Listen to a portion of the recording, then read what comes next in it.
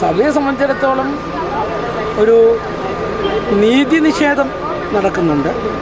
അത് സഭയിലെ അംഗങ്ങൾ ആ വിഷയത്തെക്കുറിച്ച് ബോധവാന്മാരാണ്. അവർക്ക് നിയമസാധുതകളില്ല, അവർക്ക് മറ്റ് യാതൊരു പിൻബലങ്ങളുമില്ല. 100-200 കേസുകൾ, പോലീസ് കേസുള്ള ക്രിമിനൽ കുറ്റവാളിയായിരിക്കുന്നവരെ നേതൃത്വം കൊടുക്കുന്നൊരു സഭ. ആ സഭയാണ് മലങ്കരയുടെ ഇവിടുത്തെ ദേശീയ സഭയെ പീഡിപ്പിക്കുന്നത്. അതിനെ ജനാധിപത്യ സർക്കാർ കൂട്ടുനിൽക്കുന്നു. അതാണ് ഇവിടുത്തെ കേരളത്തിലെ സങ്കടകരമായ അവസ്ഥ എന്ന് പറയുന്നത്.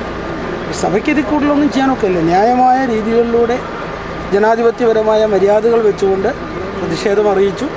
പക്ഷേ ഇതിനെ ഒന്നും മൈൻഡ് ചെയ്യാത്തതുപോലെ മുന്നോട്ട് പോവുകയാണ്. പറയാനില്ല. എനിക്ക് പറയാനുള്ള ഇതാണ്, ഈജിപ്തിൽ സഭ ഉപദ്രവിക്കപ്പെടുന്നു, അതവിടുത്തെ മതമൗലികവാദികളുമുണ്ട്.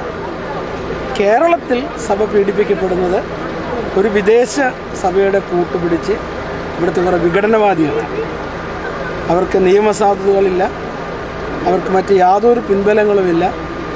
100-200 കേസുകൾ, പോലീസ് കേസുള്ള ക്രിമിനൽ കുറ്റവാളിയായിരിക്കുന്നവരെ നേതൃത്വം കൊടുക്കുന്നൊരു സഭ. ആ സഭയാണ് മലങ്കരയുടെ ഇവിടുത്തെ ദേശീയ സഭയെ പീഡിപ്പിക്കുന്നത്. അതിനെ ജനാധിപത്യ സർക്കാർ കൂട്ടുനിൽക്കുന്നു. പ്രതിഷേധമുണ്ട്. അത് പ്രതിഫലിക്കും, സംശയമൊന്നുമില്ല. അത് ഈ തിരഞ്ഞെടുപ്പിൽ പ്രതിഫലിക്കും.